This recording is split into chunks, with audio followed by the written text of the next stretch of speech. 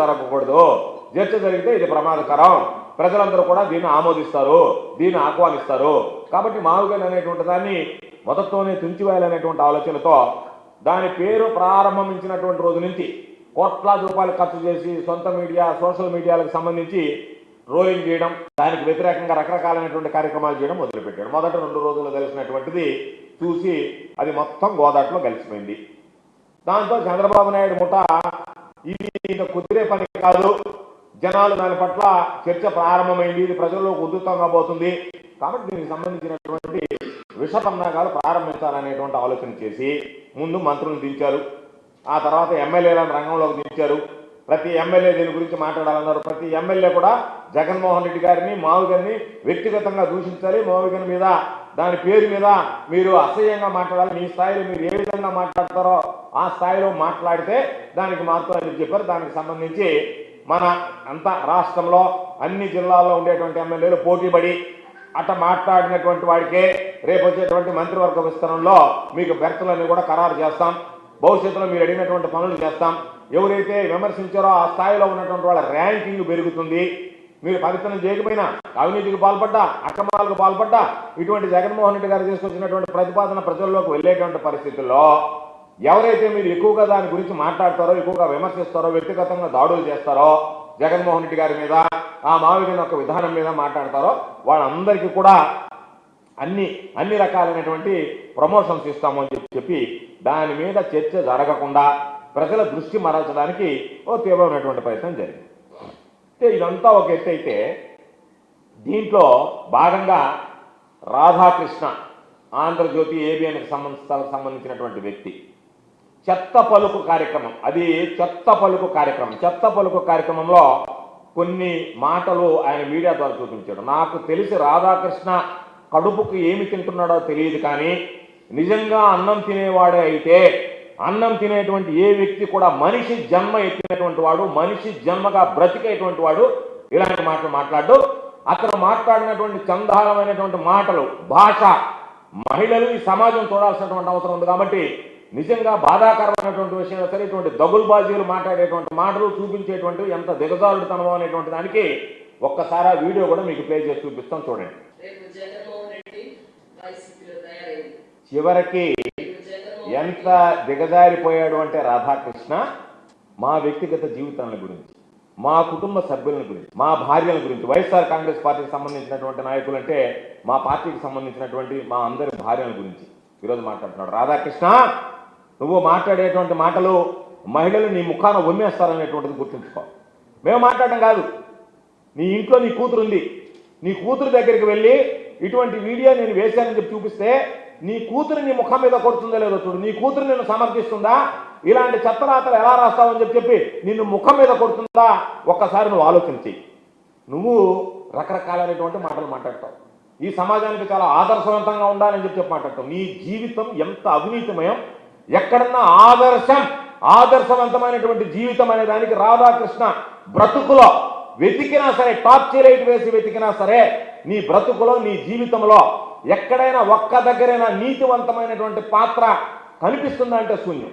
ఈరోజు నువ్వు ఒక మహిళతో ఉంటున్నావు అని, అదేవిధంగా అది పెళ్లి కాదని రకరకాలైనటువంటి సమాచారాలు ఉన్నాయి.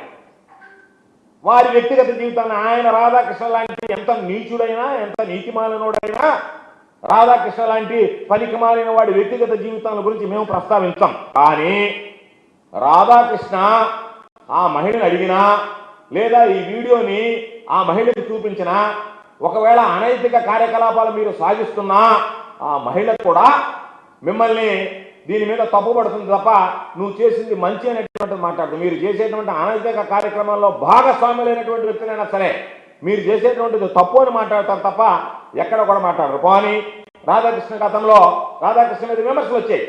నీ దగ్గర పిఏగా పనిచేసినటువంటి మహిళతో నువ్వు అక్రమంగా ఒక బిడ్డను కన్నావు, దానికి సంబంధించి DNA టెస్టుకు సిద్ధమా అని చెప్పి కూడా ఆ రోజు వచ్చింది. కాబట్టి నువ్వు వీటన్ని విషయాల గురించి కూడా ఇలాంటి క్యారెక్టర్ ఉన్నటువంటి మనిషివి నువ్వు మా ఇంట్లో ఉన్న మహిళల గురించి మాట్లాడతావా? నీ మీద వచ్చినటువంటి విమర్శలకు ఏ రోజున నువ్వు సమాధానం చెప్పుకోగలిగావా? కాబట్టి మహిళల్ని అడ్డు పెట్టుకుని రాజకీయాలు చేయడం, మహిళలను అడ్డు పెట్టుకుని పార్టీలను లాక్కోవడం, మహిళలను అడ్డు పెట్టుకుని సైకిల్ గుర్తు లాక్కోవడం, మహిళలను అడ్డు పెట్టుకుని చివరికి ఎన్టీ రామారావు గారి ఖాతాలో ఆయన కష్టార్జితంగా సంపాదించుకున్నటువంటి డబ్బు ఏదైతే ఆ పార్టీ అకౌంట్లో ఉందో దాన్ని కూడా కొట్టేయడం, ఇవన్నీ చంద్రబాబు నాయుడు మీ నాయకుడు, నువ్వు వంతబాడేటువంటి వాడు, నువ్వు జాకీలు పెట్టి లేపేటువంటి నీ పార్టీ ఏదైతే ఉందో ఆ వ్యక్తి చంద్రబాబు కాదా? ఆ రోజు ఇవన్నీ చేసినటువంటివి దానికి బ్రోకర్గా వ్యవహరించినటువంటి వాడు నువ్వు కాదా? అటువంటి బ్రోకర్గా వ్యవహరించినటువంటి బ్రోకర్ రాధాకృష్ణ ఈరోజు మా గురించి, మా కుటుంబ సభ్యుల గురించి మాట్లాడడానికి నువ్వు ఎవరు, నీకేం హక్కు అర్హత ఉందనేటువంటిది చెప్పాలి. మాకు ఏదైనా మాట్లాడతాం, ఏదైనా చేసేటువంటి హక్కు ఉంది, మాకు స్వేచ్ఛ ఉంది, స్వాతంత్రం ఉంది అంటే నువ్వు ఎవరినంటే వాళ్ళని అడ్డపెట్టుకుని నువ్వు ఏదంటే మాట్లాడాలనుకుంటే ఇలాంటి మాటలు మాట్లాడినటువంటి వాడికి ఇలాంటి శిక్ష విధించాలనేటువంటిది కూడా మహిళలు రాబోయేటువంటి రోజుల్లో మీకు బుద్ధి చెప్తారు. కాబట్టి మహిళలు అందరూ కలిసి ఇలాంటి వ్యక్తుల్ని, ఇలా చూపించేటువంటి వ్యక్తులు, ఇలా మాట్లాడించేటువంటి వ్యక్తులు కోసి కూరగాయలు పెట్టాలా వద్దా, కోసి ఊరగాయ పెట్టాలా వద్దా అనేటువంటి దాని మీద కూడా ఈరోజు ఆలోచన చేసేటువంటి పరిస్థితి. కాబట్టి మావిగని ప్రతిపాదన ఏ రోజైతే వచ్చిందో, అమరావతి చుట్టూ మీరు నిర్మించుకున్నటువంటి అవినీతి కోట ఏదైతే ఉందో అది బదలు కావడం ప్రారంభించిందో ఆ రోజు నుంచే మీలో ఎక్కడ లేనటువంటి అసహనం, దానికి అంతా చంద్రబాబు నాయుడుతో పాటు ఆయనకు మద్దతు ఇస్తున్నటువంటి ఎల్లో మీడియాలో కూడా ఎవరు కూడా ఊహించినటువంటి భయం కలిగింది. కాబట్టే మావిగని ప్రతిపాదనని ప్రజలు ఆహ్వానించేటువంటి పరిస్థితులు ఉన్నాయి. కాబట్టే ఇటువంటి దిగజారుడు మాటలకి మీరు పూనుకున్నారనేటువంటిది స్పష్టంగా. అంటే రాజకీయ విమర్శలంటే మహిళలను అవమానించడమా? రాజకీయ విమర్శ పేరుతో మీరు మహిళల్ని మహిళల్ని అవమానించడం కంటే అంతకన్నా నీచమైనటువంటి ప్రవర్తన, నీచమైనటువంటి గుణం, విషయం మరి ఏదన్నా ఉంటుందనేటువంటిది మీరు మాట్లాడించే ముందు ఒక్కసారి ఆలోచన చేస్తే బాగుంటుంది. కాబట్టి కుటుంబాల్లో ఉన్నటువంటి మహిళలను టార్గెట్ చేయడం, వాళ్ళ వ్యక్తిగత విషయాల్లో మీరు వాళ్ళని వ్యక్తిగతంగా దాడి చేయడం అనేటువంటిది ఇది సమాజంపై కాదు, సమాజంతో పాటు మహిళలపై కూడా దాడిగానే భావించాలి. సమాజంపై దాడితో పాటు ఇది మహిళలపై దాడిగా కూడా భావించాల్సినటువంటి, అంటే మీ సిద్ధాంతం మీరు మాట్లాడితే చివరికి మీ కుటుంబ సభ్యుల మీద కూడా, మీ సొంత విషయాల్లో కూడా, మీ వ్యక్తిగత విషయాల్లో కూడా, మీకు సంబంధించినటువంటి మీ భార్యల మీద కూడా, మీకు సంబంధించినటువంటి మహిళల మీద కూడా మేము దాడి చేస్తాము, మా విధానం అది అని చెప్పి రాధాకృష్ణ మాట్లాడదలుచుకున్నాడా, చెప్పదలుచుకున్నాడా? ఇది జర్నలిజం అంటారా? ఇది బ్రోకరిజం అంటారా? దీన్ని జర్నలిజం అనరే, ఎవరైనా సరే దీన్ని బ్రోకరిజం అంటారే. ఇది ఒక పక్క అజెండాతో నడిచేటువంటి దోషణ రాజకీయాలు కాదా? చంద్రబాబు ఆదేశాలతో మీరు నడిపించేటువంటి కార్యక్రమం కాదా? ఎంత ధైర్యం ఉంటే మీరు వ్యక్తిగత జీవితంగా ఉండేటువంటి వ్యక్తుల గురించి మాట్లాడతారు? సిగ్గు, శరం, సంస్కారం ఉండేటువంటి వ్యక్తులు ఎవడైనా గురించి మాట్లాడతారు? మీకు ధైర్యం ఉంటే వైఎస్ఆర్ కాంగ్రెస్ పార్టీని ఎదుర్కోండి, జగన్మోహన్ రెడ్డి గారిని రాజకీయంగా ఎదుర్కోండి. ఈరోజు జగన్మోహన్ రెడ్డి గారిని రాజకీయంగా ఎదుర్కొనేటువంటి దమ్ము లేక, ధైర్యం లేక, జగన్మోహన్ రెడ్డి గారిని చూస్తే భయపడి వైఎస్ఆర్ కాంగ్రెస్ పార్టీ విధానాలు ఈరోజు గతంలో ఏం చేశారు, ఈరోజు ఏ విధంగా ఉంది వైఎస్ఆర్ కాంగ్రెస్ పార్టీ పాలన పట్ల ప్రజలు ఏ విధంగా మాట్లాడుకుంటున్నారు, మిమ్మల్ని ఏ విధంగా చీకొడుతున్నారు కోటాను పాలన అనేటువంటిది గమనించిన తర్వాత మరలా తిరిగి వైఎస్ఆర్ కాంగ్రెస్ పార్టీ అధికారంలో రాబోతుంది, జగన్మోహన్ రెడ్డి గారు ముఖ్యమంత్రి కాబోతున్నాడు. కాబట్టి జగన్మోహన్ రెడ్డి గారిని మనం రాజకీయంగా ఎదుర్కోలేము, వైఎస్ఆర్ కాంగ్రెస్ పార్టీని ఎదుర్కోలేము, కాబట్టి వ్యక్తిగత దాడులకు పూనుకుంటామన్నట్టుగా మీరు ప్రవర్తించడం, మీకు ప్రజా సమస్యల గురించి కానీ, అభివృద్ధిని గురించి కానీ, పరిపాలన గురించి కానీ మాట్లాడేటువంటి పరిస్థితి లేదు, మాట్లాడేటువంటి స్థాయి లేదు. కాబట్టి ఈరోజు ఎంతసేపటికి అమరావతి అవినీతి, మీకున్నటువంటి అవినీతి, దోపిడీ, అరాచకాల నుంచి, అమరావతి దోపిడీ నుంచి దాన్ని డైవర్ట్ చేయడానికి మీరు మా మీద వ్యక్తిగత దోషణలకు దిగితే దాని మీద కాలయాపన చేసి ఏదో ఒక విధంగా దాని మీద మాట్లాడుకుంటూ పోదామని చెప్పని ఒక దుర్మార్గమైనటువంటి ఆలోచన తీసుకున్నటువంటిది. ఏ రోజైతే మావిగన్ అనేటువంటిది ఈరోజు తెర మీదకి వచ్చిందో, అమరావతి చుట్టూ చంద్రబాబు నిర్మించుకున్నటువంటి అవినీతి సామ్రాజ్యం కుప్ప కూలిపోతుంది అని ఏ రోజైతే భయం మొదలైందో, వెంటనే చంద్రబాబు సోషల్ మీడియా, తన సొంత మీడియాతో పాటు ఈ పచ్చ మీడియాను కూడా అలర్ట్ చేయడం, దానిలో భాగంగా వీళ్ళు ఏదో ఒక విధంగా మాట్లాడితే వీళ్ళు వెనక్కి తగ్గుతారులే అని మా మీద వ్యక్తిగత దాడులు. దీన్ని జర్నలిజం అన్నామా? మీరు మాట్లాడినటువంటి మాటలు ఎవరికైనా సరే, ఈ దేశంలో ఉండేటువంటి ఏ మీడియా సంస్థకైనా సరే చూపించి, అయ్యా నేను ఈ విధంగా ప్రశ్నించానంటే నీ ముఖం మీద కొడతారా లేదా, లేదు నువ్వు మాట్లాడినటువంటివి కరెక్ట్ అంటారనేటువంటిది ఒక్కసారి నువ్వు అడిగి తెలుసుకో, లేదంటే నీకు అడిగి తెలుసుకునేటువంటి అలవాటు లేకపోతే ఆత్మ పరిశీలన చేసుకోమని చెప్పి ఈ సందర్భంగా నేను కోరుతున్నాను. అందుకనే మహిళలను అవమానించడం ద్వారా రాజకీయంగా లబ్ధి పొందాలనుకోవడం దుర్మార్గమైనటువంటి విషయం. ఇది ఒక పార్టీని అవమానించడం కాదు, ఇది కేవలం ప్రతి కుటుంబాన్ని అవమానించడం, ప్రతి మహిళ ఆత్మగౌరవం మీద మీరు దెబ్బతీయడం, ఆత్మ గౌరవాన్ని దెబ్బతీయడం అనేటువంటి విషయాన్ని మీరు ఒకసారి గుర్తు చేసుకుంటే మంచిది. మీది పత్రికలుగా భావించడం లేదు, అవి దళారీ కరపత్రాలుగా చంద్రబాబు నాయుడు చేతిలో ఉన్నటువంటి చెట్ల దండకాలుగా మారిపోయాయి తప్ప ఇవి పత్రికలు, వీటికి ఒక విశిష్టమైనటువంటి స్థానం ఉంది కాబట్టి వీటిని మనం గౌరవించాలనేటువంటి కాదు. మీరు ఒకటే గుర్తుపెట్టుకోండి, మీరు ఎవరైతే మహిళల గురించి కించపరిచే విధంగా వ్యాఖ్యలు చేస్తున్నారో, ఎంత పెద్దవాళ్ళైనా సరే మీరు అనుకుంటున్నారో మేము చాలా పెద్దవాళ్ళము, చట్టానికి అంతా అతీతమని చెప్పి ప్రజలు క్షమించాలనేటువంటి విషయాన్ని గుర్తుపెట్టుకోండి. నడి రోడ్డు మీద ఇటువంటి వ్యవహారాలు మిమ్మల్ని నడి రోడ్డు మీద నిలబడతాయనేటువంటి విషయం మర్చిపోవద్దు.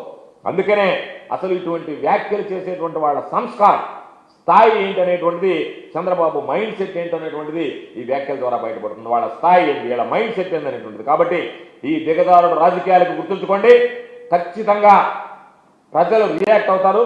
రియాక్ట్ అయిన తర్వాత వాళ్ళు తీసుకునేటువంటివి కూడా కఠినంగా ఉంటాయి, చాలా స్పష్టంగా కూడా మీకు వ్యతిరేకంగా ఏ విధంగా ఉండబోతాయి అనేటువంటిది ఒక్కసారి గుర్తుంచుకుంటే మంచిది అని చెప్పి సందర్భంగా తెలియజేస్తున్నాను. కాబట్టి నీ అలవాట్లే, రాధాకృష్ణ అలవాట్లే, రాధాకృష్ణ మైండ్ సెట్టే నువ్వేదైతే చూపిస్తున్నావో నీ మైండ్ సెట్ అందరికీ ఉంటుంది అనుకోవడం పొరపాటు. నీలాగా అందరు బ్రతకరు, నీలాంటి బ్రతుకు అందరు బ్రతకరు. అందరూ గౌరవప్రదమైనటువంటి కుటుంబాలు ఉంటాయి, గౌరవప్రదంగా బ్రతికేటువంటి వ్యక్తులు ఉంటారు. కాబట్టి నీ ఎదుగుల దగ్గర నుంచి అనైతికాలు, అవినీతి, అరాచకాలు తప్ప ఎక్కడన్నా సంస్కారం అనేటువంటి కానీ సంస్కారం అనేటువంటి జీవితం కానీ అర్థం చెప్పలేనటువంటి వ్యక్తివి నీ జీవితంలో వెతికి చూసినా సరే చీకటి కోణాలు తప్ప ఎక్కడ టార్చరేట్ వెతికి చూసినా సరే నీతి జాతి అనేటువంటిది కనిపించినటువంటి వాడివి. కాబట్టి నువ్వు నీ మీడియా రేపటి నుంచి మా మీద రకరకాలైనటువంటి కథలు రాసుకోవచ్చు. నువ్వు రాసేటువంటి కథలు మరలా చెప్తున్నా, నువ్వు ఎన్ని కథలు రాసుకున్నా, నువ్వు ఇన్ని రకాలైనటువంటివి మాట్లాడినా, మీరు ఏ విధంగా దారుణమైనటువంటి భాష మాట్లాడినా మా పిక్క మీద వెంట్రుక కూడా, రాధాకృష్ణ మా పిక్క మీద వెంట్రుక కూడా పెరకలేవనేటువంటి విషయాన్ని గుర్తుంచుకో. నీ పత్రికలో రాసినంత మాత్రాన ఈ రోజు నీ పత్రికని నీ సొంత పార్టీ వాళ్ళు చీకొట్టేటువంటి పరిస్థితి ఏర్పడింది. మాకు వెయ్యొద్దు ఆంధ్రజ్యోతి, మేము ఆంధ్రజ్యోతి పత్రికను బహిష్కరిస్తున్నామని చెప్పి ఈరోజు న్యూట్రల్గా ఉండేటువంటి వాళ్ళు మాట్లాడుతున్నారు. రేపు మహిళలు ఇది చూసిందంటే నీ ఆంధ్రజ్యోతి ఛానల్ని శాశ్వతంగా బంద్ చేసి ఎవడన్నా పెట్టినా కూడా ఒప్పుకోకుండా ఇటువంటి నీచులు పెట్టేటువంటి ఛానల్ అని చెప్పిన మాట్లాడేటువంటి పరిస్థితి దాపురిస్తుంది. కాబట్టి ఈరోజు నీకేంటి పరిస్థితి? జిల్లాలో తెలుగుదేశం వాళ్ళు ఎమ్మెల్యేలు, బ్యూరోలు, రిపోర్టర్లో ఏ నియోజకవర్గానికి రిపోర్టర్ అంటే నీకు ఆంధ్రజ్యోతి రిపోర్టర్ లేదు, నువ్వు వాళ్ళకి జీతాలు కూడా ఇవ్వటంలే. నీ రిపోర్టర్లు ఎవరంటే వీళ్ళే రాసి పంపిస్తారు అక్కడ ఉండేటువంటి వాళ్ళే. ఏది ఈ విధంగా రిపోర్ట్ చేయమంటే దాన్ని నువ్వు చూపిస్తావు, దాన్ని రిపోర్ట్ చేస్తావు, వాళ్ళే నీకు రిపోర్టర్లు, వాళ్ళే నీకు సంబంధించి నువ్వు వీకపోతే నెల జీతాలు ఇచ్చి వాళ్ళని భరిస్తున్నారు. నువ్వు కావాలంటే అడుగు, మీ వాళ్ళు ఎక్కడున్నారు చూడు మీ రిపోర్టర్లు, నువ్వు జీతం ఇవ్వడంలే. మీ రిపోర్టర్లకు జీతం ఇస్తున్నది ఇక్కడ ఉన్నటువంటి ఎంఏలు, మంత్రులు, ఎమ్మెల్యేలు, స్థానికంగా ఉండేటువంటి తెలుగుదేశం చోటామోటా నాయకులు, వాళ్ళ జీతాలు ఇచ్చి పోషిస్తే వాళ్ళు ఇచ్చినటువంటి రిపోర్టర్లు రాసుకుంటా బ్రతికేటువంటి నీ పేపరు, నీ ఛానల్, నువ్వు దానికి సంబంధించి. అందుకే మేము మా మీద ఎన్ని రకాలైనటువంటి ఉన్న రాసాం, దాన్ని మేము పట్టించుకోలే, మాపై రాసుకో, మేము భయపడం. కానీ మా కుటుంబ సభ్యుల మీద ఈరోజు మేము వైఎస్ఆర్ కాంగ్రెస్ పార్టీలో నాయకులుగా, కార్యకర్తలుగా ఉన్నాం. మీరు వైఎస్ఆర్ కాంగ్రెస్ పార్టీకి నాయకులు మాట్లాడితే మమ్మల్ని అందరినీ మాట్లాడినట్టే. కాబట్టి మా కుటుంబ సభ్యులపైన, మా భార్యలపైన మీరు మాట్లాడేటువంటి మాటలు, చూపించేటువంటి విషయాలు ఏ అన్యం పుణ్యం ఎరిగినటువంటి మహిళలు, ఏ రోజు బయటకు రానటువంటి వాళ్ళు చాలా మంది పాపం రాజకీయ జీవితంలో వైఎస్ఆర్ కాంగ్రెస్ పార్టీ నాయకులు, కార్యకర్తలుగా ఉన్నటువంటి వాళ్ళ భార్యలు బయటకు వచ్చేటువంటి పరిస్థితి ఉండదు.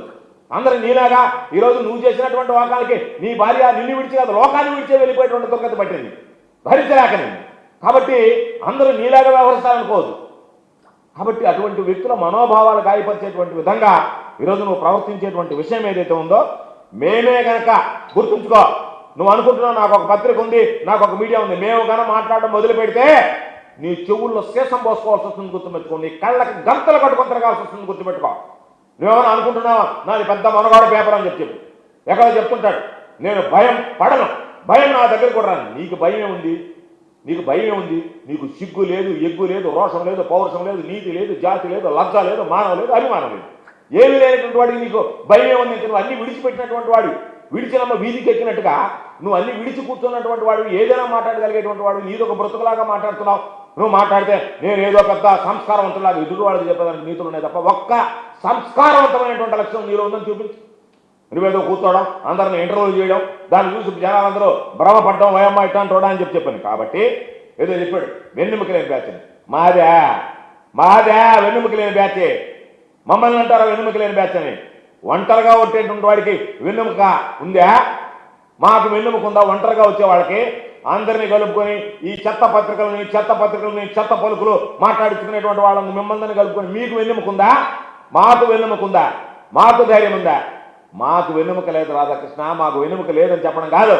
మీకు వెన్నెముక ఉండి ఉంటే బిఆర్ నాయుడు దగ్గర నుంచి మీ దగ్గర ఉన్నటువంటి ప్రతి విషయంలో మీకే కనుక వెన్నెముక ఉండి ఉంటే మీరు చేసేటువంటి అనైతిక కార్యక్రమాలు, మీరు చేసేటువంటి అవినీతి, మీరు చేసేటువంటి అఘాయిత్యాల మీద ఏ రోజు చర్యలు తీసుకునేవాళ్ళు. మీకు ఆ వెన్నెముక లేదు కాబట్టి మీ బ్రతుకు, మీ జీవితాలు, మీకున్నటువంటి శరీర భాగంలోనే ఆ వెన్నెముక అనేటువంటిది లేనిది ఏదన్నా ఉందంటే నీలాంటి బ్రోకర్ గాళ్ళు, నీలాంటి తెలుగుదేశం పార్టీకి సంబంధించినటువంటి వ్యక్తులు, నీలాంటి బ్రోకర్సం చేసేటువంటి వ్యక్తులు. మీకు వెన్నెముక లేదు కానీ మాకు వెన్నెముక లేదా? మా వెన్నెముకల గురించి, మా దాని గురించి మాట్లాడతావా? కాబట్టి మా మీద ఇప్పటికే చాలా రాస్తున్నారు. నీకు ఇష్టం వచ్చింది రాష్ట్రం, రేపటి నుంచి ఏమైనా పలుకో, మాకేం నువ్వు ఏ పలుకు పలికినా మాకేం ఇబ్బందిలే, నువ్వు ఏది రాసినా మేము భయపడేటువంటి వాళ్ళం కాదు. కానీ ఈరోజు ఆ వ్యాఖ్యలు చూసిన తర్వాత అరే వైఎస్ఆర్ కాంగ్రెస్ పార్టీకి సంబంధించి ఇంతమంది నాయకులను, కార్యకర్తలు ఇంతమంది ఉంటే దాదాపుగా మన ఓటింగ్లో కూడా 40% వస్తే మాకు సంబంధించినటువంటి వాళ్ళని, మా సానుభూతి పరులుగా ఉండేటువంటి వాళ్ళని వెన్నెముకలు లేవన్నట్టుగా ఆ భార్యల గురించి కించపరిచేటువంటి విధంగా, మా వ్యక్తిత్వాన్ని గురించి, మా మహిళలకు సంబంధించి, మా కుటుంబ సభ్యుల వ్యక్తిత్వం గురించి మాట్లాడిన తర్వాత నీలాంటి వాడు ఏ స్థాయిలో ఉన్నా సరే, ఒక పత్రికకి, ఒక మీడియా ఛానల్కి యజమానిగా ఉన్నా సరే నీలాంటి వ్యాఖ్యలను ఖండించాలి. నీలాంటి వ్యక్తుల్ని ఈ సమాజం ముందు నగ్నంగా నిలబెట్టాలనేటువంటి ఆలోచన. వెళ్ళి చంద్రబాబు నాయుడు దగ్గర తెల్లగాయ తినించుకో, ఆయన ఏమి రాశాడో అది నువ్వు ప్రకటించు, ఆయన ఏం మాట్లాడమన్నాడో అవి నువ్వు మాట్లాడుకో, మాకు అభ్యంతరం లేదు. కానీ మా జోలికి వస్తే మాత్రం ఇంకొకసారి తాట తీస్తామనేటువంటి విషయాన్ని మాత్రం ఈ సందర్భంగా హెచ్చరిస్తున్నాం, గుర్తుంచుకోమని చెప్పి హితవు చెప్తున్నాం.